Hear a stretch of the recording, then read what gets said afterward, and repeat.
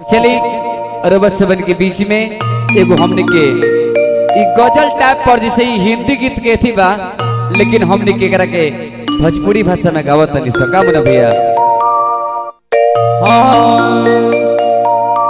भोले बाबा राउर महिमा परपार बाट हो हिजा नोत बाट सगरे जहान बाट हो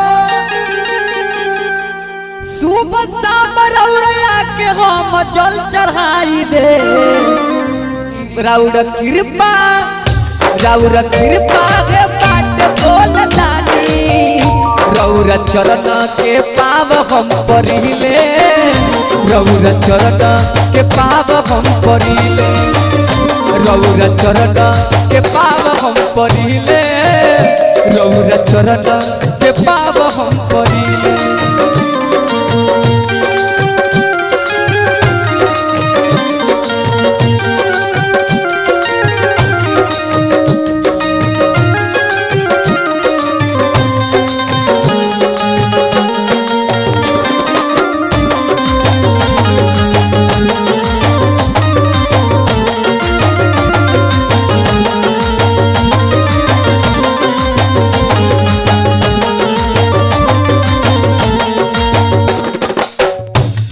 मुझे भैया हम कैसे कहता लोग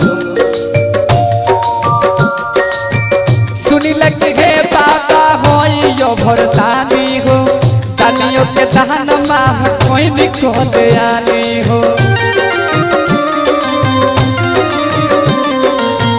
सुनी लगी हे बाबा हो यो भरतानी हो तानियों के दहन रौरा कोई निकल हो।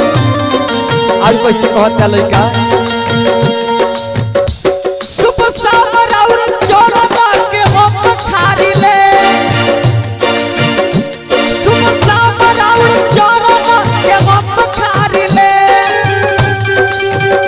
रौर महिमा के बेरी बेरी हम जानी दे रौर महिमा बाटे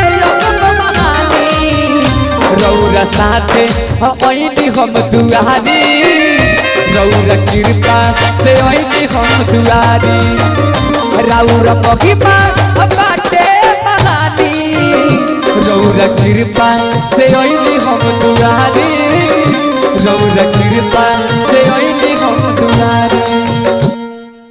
और देखिए हम लोग ये जो बाजा बजा रहे हैं ना, आप लोग सोचते होंगे कैसे बजा रहा है भाई, और दो ही आदमी लोग गा रहे हैं बजा रहे हैं, कैसे करते हैं? तो हम यहीं से देखिए इसमें ढोलक सेटिंग किए हैं और यहाँ से बेंजू सेटिंग किए हैं, बजा रहे हैं देखिए।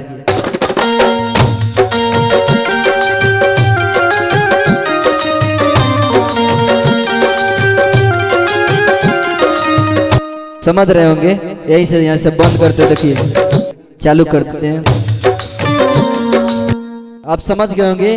अच्छा लगा वीडियो तो शेयर करिएगा, लाइक कीजिएगा, चैनल को सब्सक्राइब कर लीजिएगा। ये मुन भैया लास्ट में कहता कैसे लड़का मुना बिहारी दीपक चरण रौर धोबेल कौन समाधि के जल रौर चढ़ावेल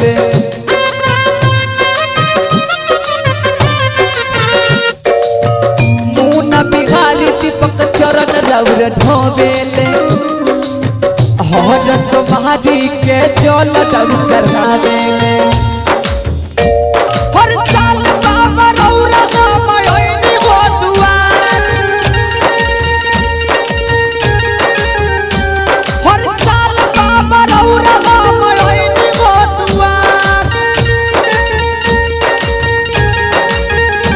ओ बाबू से बाबा हमनी फेरी ना नजर करी कृपा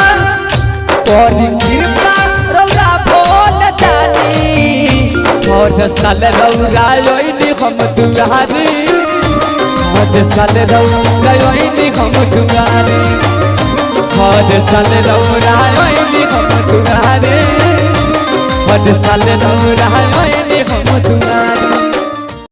और आइए अभी आप सब सुन रहे थे बोल बम का गीत हमारे दीपक सूरदास जी से, जो कि कभी दुनिया को देखे नहीं हैं, दिव्यांग आदमी हैं और इतना अच्छा गाने का टैलेंट है। तो आशा कर रहा हूँ कि आप सबको काफ़ी अच्छा लगा होगा। अच्छा लगा हो शेयर करिए और भाई को स्टार बनाने का काम करिए, है ना। तो फिर से मिलेंगे नेक्स्ट वीडियो में, तब तक के लिए good take care, bye bye, जय हिंद।